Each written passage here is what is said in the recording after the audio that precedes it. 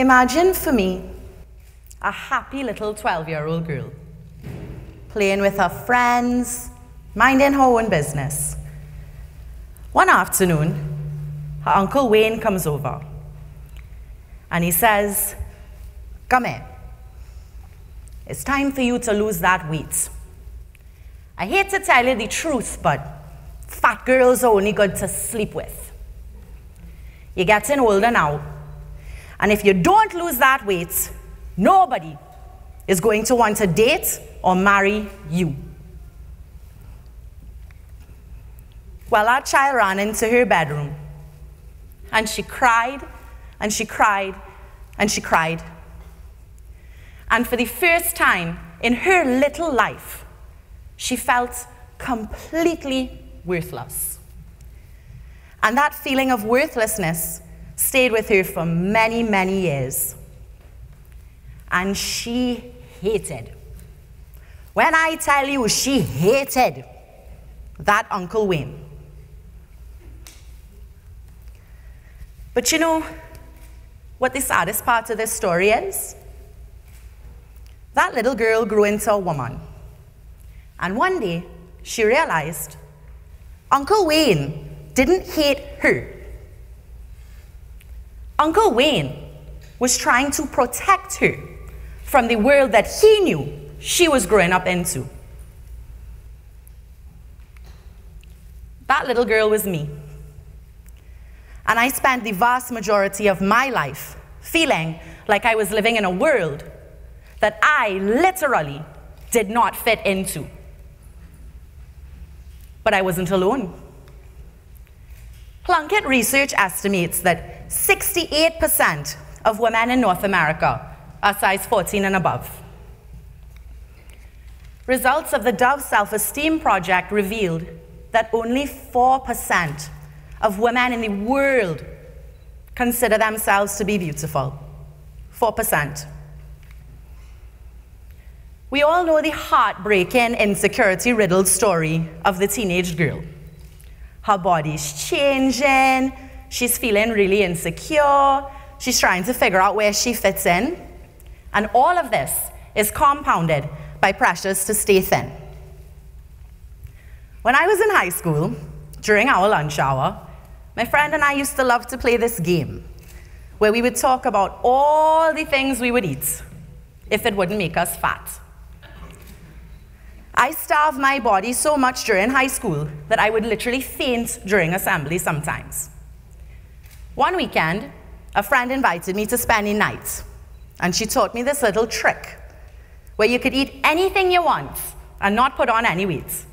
All you had to do was throw up your food. During my high school years, I suffered bouts of both anorexia and bulimia. It's not only thin people who suffer from eating disorders. According to the National Association of Anorexia Nervosa and Associated Disorders, at least 30 million people of all ages and genders suffer from an eating disorder in the United States alone. Back in the day, this is what was feeding it. There were only a few channels for young girls to get messages about what their bodies were supposed to look like. A standard of beauty was created, and that standard became an absolute truth. We were fed a criteria that was paid for by manufacturers and distributed by advertisers. At the end of the day, smaller clothes are cheaper and easier to make. I remember every time I went shopping, it would end in tears. I filled my closet with beautiful clothes that were way too small for me. And I starved my body, hoping that one day I would be able to wear those clothes. But one day, that all changed. I was scrolling through Instagram, and I saw her. And I saw her. And then I found this hashtag called BOPO, which means body positivity. And I found all of them. There they were. Thousands of plus-sized women wearing beautiful clothes. And in that moment, something in me shifted. I realized my body wasn't the problem. The problem was the clothing that I had access to and the imagery that I was consuming. Back in the day, you couldn't argue with a television. You could write a letter to a magazine, but it would probably end up in the garbage. And you certainly could not find thousands of people from across the globe that had a similar body type to yours. We've shifted from a consumption-based to an interactive-based media paradigm. For the first time in history, everyday people can create content and imagery that can be shared with mass global audiences. Consumers can actually reach out to brands directly and say, hey, I want to see more of this. Why aren't you making these clothes?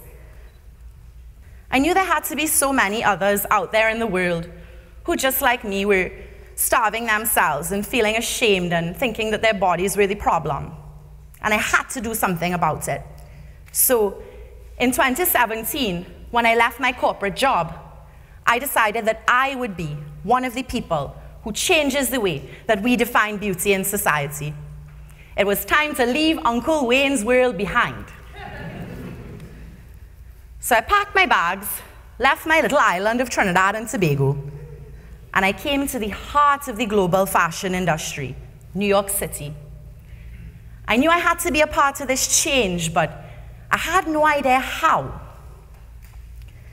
I was taking a course at NYU, and a woman came in to speak to the class about something called influencer marketing.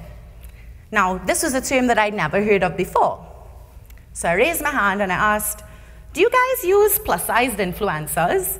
She said, of course. I'm so sick of the faces that I have. You've got great style. If you had enough followers, I would use you for my brands. The whole class literally turned at me and screamed in a chorus and said, Sarah, you should be an influencer. Well, I left the class feeling totally confused. I was standing up outside the building, looking out onto Bryant Park. And I said, universe, if this is what you want for me, then you send me the resources. So I thought for a minute, if I was going to start an Instagram page, I needed pictures. So I picked up the phone and I called one of my girlfriends and I said, do you know any photographers? She said, I'm sitting next to one right now. Come meet us for a drink in Brooklyn. So I jumped on a train and I went down to Brooklyn and I met that woman and she loved my story. And she said, I'm going to shoot you for free. That was just over a year and a half ago. And I started my Instagram page called The Curvy Trini.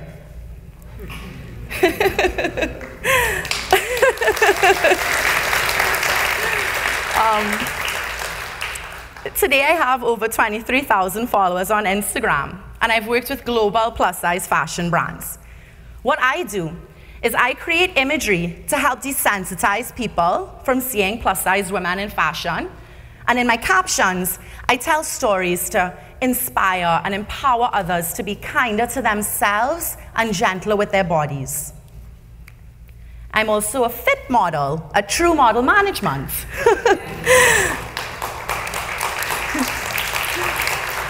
So, a fit model is basically a human mannequin. So companies use my bodies and other fit models' bodies to create patterns that are then turned into clothing. The ironic thing about all of this is my size 18 body that I spent my whole life being so ashamed of is literally the gold standard of plus-size fits.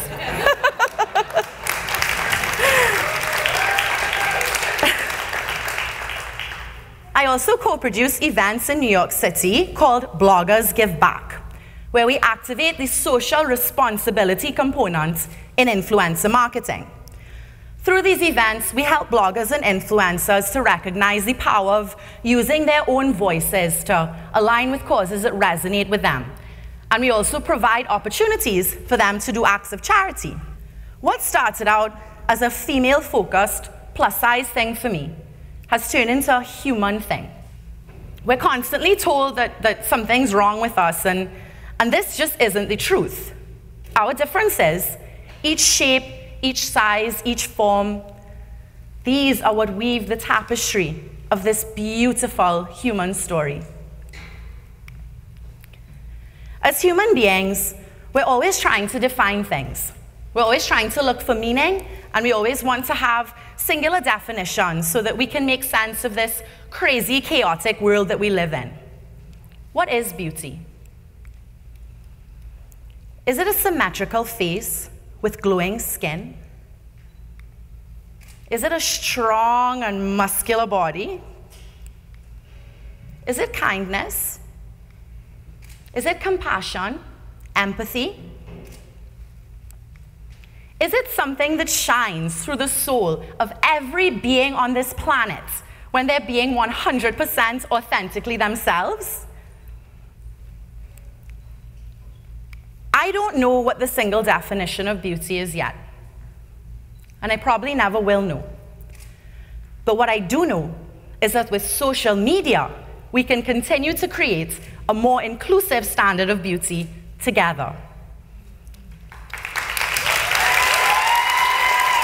And we can look absolutely fabulous while we do it.